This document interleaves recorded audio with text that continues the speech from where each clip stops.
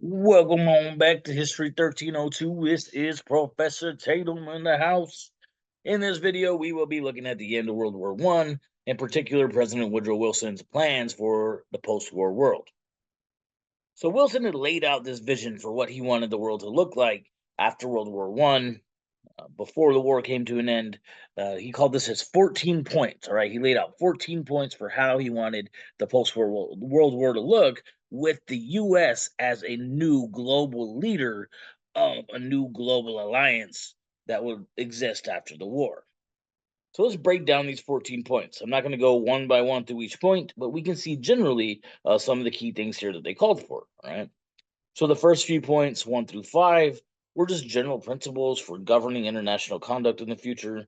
And these were all direct responses to things that led up to and contributed to the intensity of the Great War. All right. So he called for things like freedom of the seas, no secret treaties, free trade reduction of colonies around the world.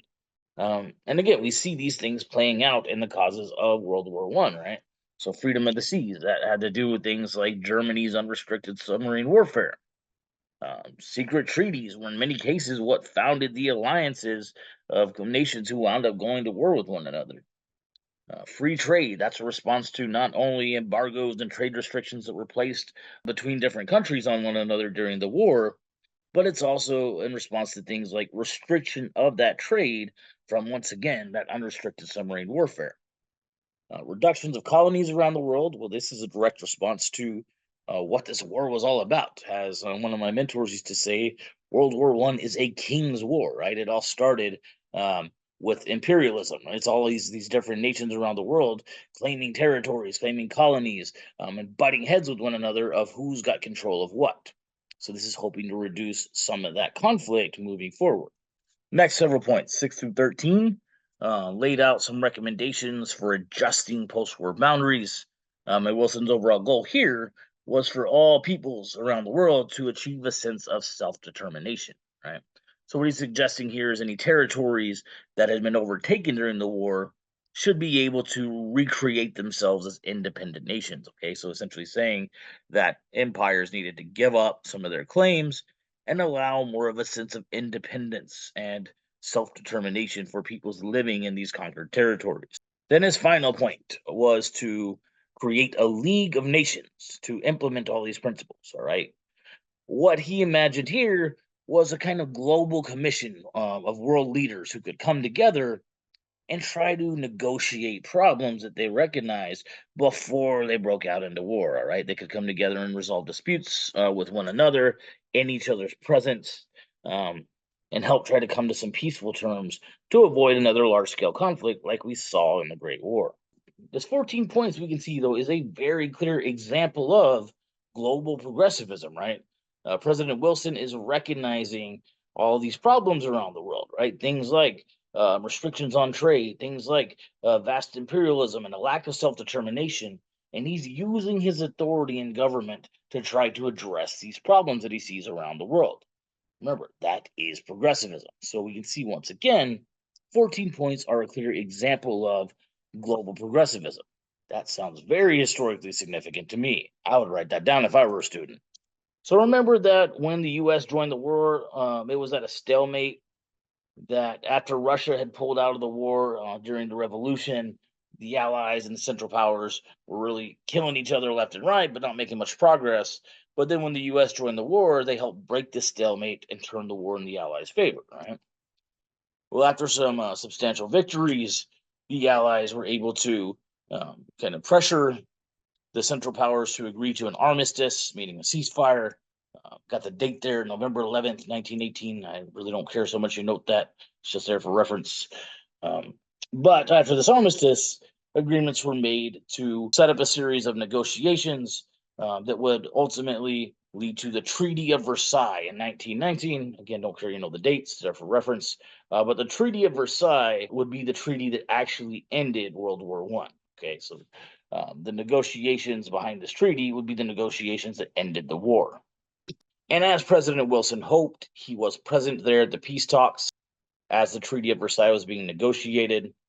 And he was hoping to implement his 14 points into this treaty, all right, so that he could establish the U.S. as a global leader of this new world that he wanted to create after World War One. He really didn't have too much success with his plans to get Europe to agree to his 14 points. All right. Now they did jump on board with the League of Nations. They said, "Okay, yeah, that sounds pretty reasonable to have us have this commission of global leaders who can resolve things peacefully before we all go killing each other again." They said this was a very expensive war, also very costly in terms of lives. Sure, yeah, let's try to avoid this from happening again. Global Commission sounds like a great idea. All right. So they did agree to create the League of Nations. But most of his other plans were shot down. All right. As I've suggested here, they were a bit whimsical. They were not really grounded in reality.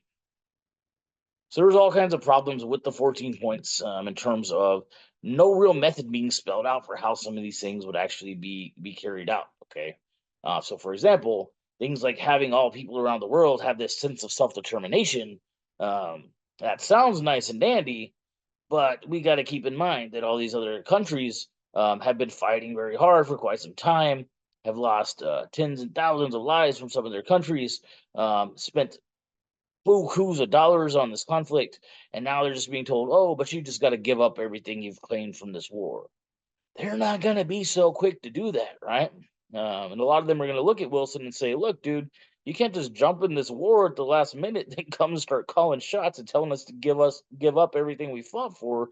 You got another thing coming." All right. Another major issue with the 14 points that a lot of European nations had was that President Wilson was suggesting that there should be kind of a return to pre-war boundaries, meaning that again, territory should be given up and countries should agree to the same borders that they had before the war. Essentially, kind of letting bygones be bygones. And a lot of the victors of this war, once again, said, "No, we fought very hard for what we've earned." Um, and furthermore, they believed that countries like Germany and members of the Central Power, who they saw as aggressors of this war, needed to be punished for the roles they played in this war. Okay. They believed also that they needed to pay some kinds of reparations for the cost of this war. So overall, Wilson's plans were viewed as whimsical and not taken very seriously here in Europe. Now, this got even more complicated when it came time for him to sign on to the Treaty of Versailles, making the U.S. A member of the agreement here in the Treaty of Versailles. Because, per the U.S. Constitution, a president alone cannot sign on to a treaty and have it mean anything. For the U.S. to sign on to a treaty, two-thirds of the American Senate has to ratify the treaty. And Wilson really struggled to gain enough support from the U.S. Senate. Now, there's a number of reasons why the Senate was hesitant to back him up on signing into this treaty, but I'm going to suggest that a major reason is the fact that during this year of 1919, when all this is being negotiated, um, the country was falling apart back in the U.S. All right, there's this fear of a radical foreign threat that was based on a legitimate, limited anarchist threat in the U.S. There were people mailing bombs to other people. There were bombs going off. There were these big raids being carried out against large numbers of people suspected of being radicals. There was pandemics sweeping around the world, definitely prevalent in the United States. Hell, even the World Series was being rigged. All kinds of chaos and mayhem in the U.S. And then where's President Wilson? Why is he not doing anything about this? Well, because he's too busy over in France playing peacemaker, trying to sell this whimsical 14 points away to the countries in Europe instead of being in the U.S. dealing with all the problems that are plaguing the nation. All right. With this and some other things in mind, the Senate kind of scoffed at Wilson and said, "There is no way we are signing anything you ask us to right now. Get your ass home and come take care of things here." So while President Wilson envisioned the U.S. as this grand leader of a global order, playing a key role in this League of Nations, he ended up not even being able to join the League of Nations, let alone getting the U.S. to sign on to the Treaty of Versailles. By contrast, the U.S. from here wound up retreating into a state of isolationism and getting less involved in global affairs for some time. Nice try, Wilson.